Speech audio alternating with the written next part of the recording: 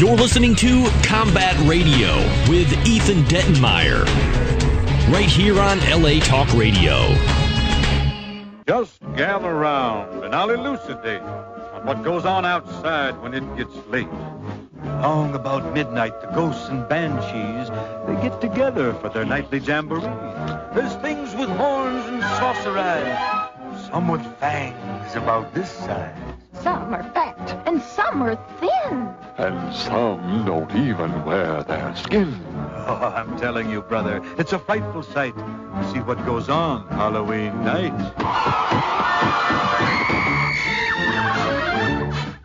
When spooks have a midnight jamboree, they break it up with fiendish glee.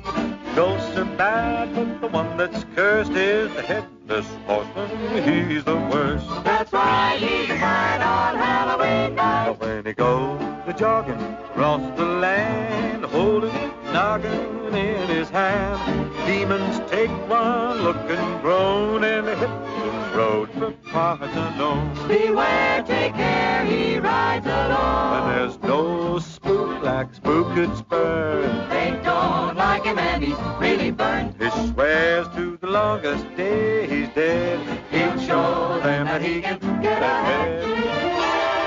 They say he's tired of his flaming top. He's got a yen to make a swap. So he rides one night each year to find a head in the hollow here. Now he likes them little, he likes them big. Or in the middle or away. We could listen to Bing Crosby all afternoon, or at least I could. But joining us now for this, to the tail end of the show here, is Tyson Saner, who's actually done a lot of work and a lot of homework where movie analysis for the month of October/Halloween is concerned. Tyson, how are you? Hello, everybody. How are we today? We're fantastic. I don't know if you've got anything that can match these fourth grade letters, but you're here to prove if you do. Let's see. What do you got today? Well, recently I was looking at The Legend of Sleepy Hollow, created by Washington Irving, but then it was the Disney version that we just heard the music from. Right. Has everybody seen that? Yes, we have, actually. It's one of my favorites. It's one of my kids' favorites. Has everyone seen that? Yes. Yes, of course. Yes. What? Have you seen Disney's Sleepy Hollow? Of course she has. The cartoon and... Okay. She's going to tell you, Tyson. You sit back and Sean will conduct the review. But anyway, you know what's interesting about it is it is a short and it's packaged with Mr. Toads, but it's something of a classic. But go ahead, Tyson, illustrate it for us. Demonstrate? Well, I was just saying it's a great... Give us an illustrated blueprint of the work. Okay, well, it's basically a classic story of a school teacher who goes into town and eventually gets confronted with a malevolent spirit known as the Headless Horseman. And that's pretty much it. No, there's straightforward. More. Actually, the book by Washington Irving is very good. I encourage people to actually pick up some literature because it's entertaining. Absolutely, yes. Now, of course, they gave the musical presentation to the Disney version, which is quite good. It was a bit frightening when I was younger. I saw it at the age of 11 for the second time, and then I was able to watch it in class with a group of fifth graders that were the same age as me at the time and get to see what their reactions to it were. And I was always a little bit leery about the ending because it's a bit dark for a Disney feature, and I always wondered how people interpreted that ending. I know what you're talking about. Actually, Sean has a very interesting theory about the ending of Sleepy Hollow. What did you say your theory was about the ending of this movie? I think that what's his name? That guy? Brom Bones. Oh, Brom, yes. I think he was dressed up as the Headless Horseman, and he's just driving a caboose crane out of town. That's very perceptive. That did not occur to me. Me either. I bought on the spirit what do you call it, supernatural side that there was a Headless Horseman. I got into the whole thing. What about the Johnny Depp one? What about it?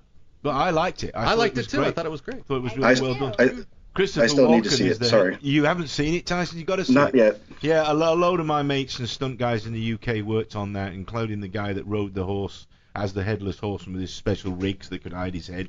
Fantastic. It was really well done. And Rob Inch, his name is, a stunt coordinator, and stuntman extraordinaire. Big shout out to Rob. He actually played that Headless Horseman. He was great. He nailed the production design on it. Perfect Sleepy Hollow. But more cowbell on that later, because that's one of Tyson's films to review later on in the month. So we will come back to the Tim Burton version. We've had some people who've worked with Tim Burton on the show. We're going to incorporate them as well. But it is interesting. Sean's theory is that Brom Bones was chasing Ichabod out of... Ichabod's kind of a devious character, though. He sees himself as, like, moving in on the old man's farm. The wheat, there's that montage where the wheat turns into gold, and he's kind of seeing himself in a sort of as like an opportunist. So I thought that, the Headless Horseman picked him out because he wasn't such a great guy and went after him. What do you say about that, Sean? I think it was just that. Ron Bones, because Katrina really liked Ichabod, but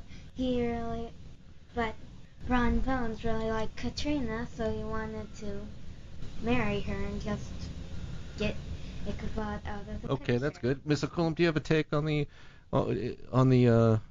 I just remember getting really freaked out watching it as a kid. Really? Yeah. Me too. Yeah, really freaked out. Go ahead. I remember the music. It's not typical Disney, No. I'm sorry, Tyson, go ahead. I was just going to say it's a fantastic chase scene in that film, a wonderful animated chase scene that goes on for a lot longer than I remember it as a young person. It was funnier this time around. Apparently I wasn't as perceptive to Ichabod's faults at the time, or I hadn't really picked up on the allusions to all that stuff, but definitely as an adult when I watched it again, I was like, oh yeah, he's definitely not as sympathetic as I remember him. No, he's not. In fact, different people have played him, from Johnny Depp to Jeff Goldblum, and they all kind of play him in different ways.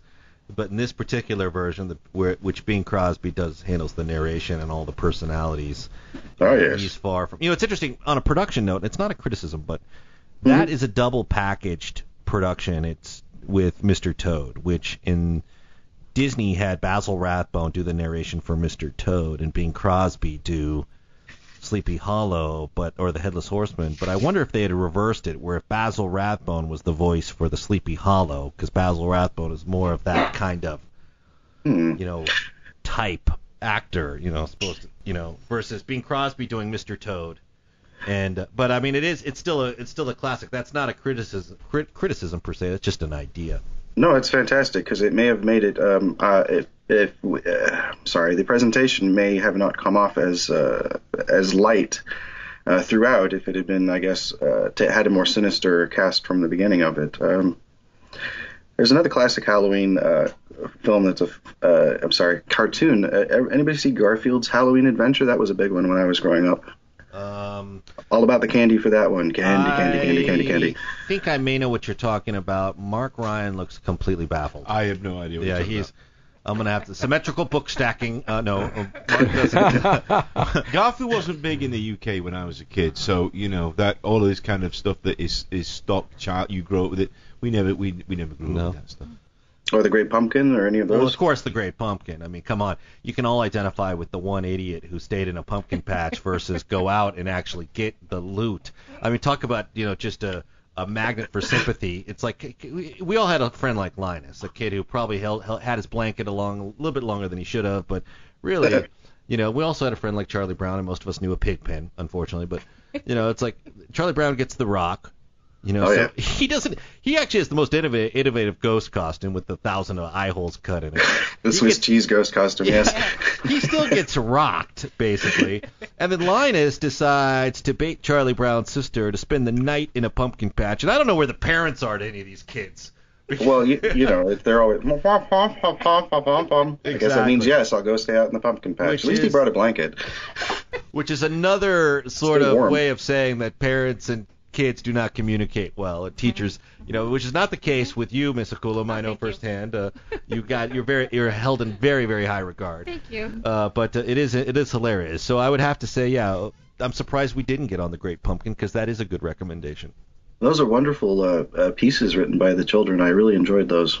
Yeah, I'm impressed with this class too. Smart class. Good. I'm impressed with the teacher as well. I'm impressed with the teacher, everybody. Shaping the minds of young for the future leaders of tomorrow. Yes, it's so important. Yes. It's so important.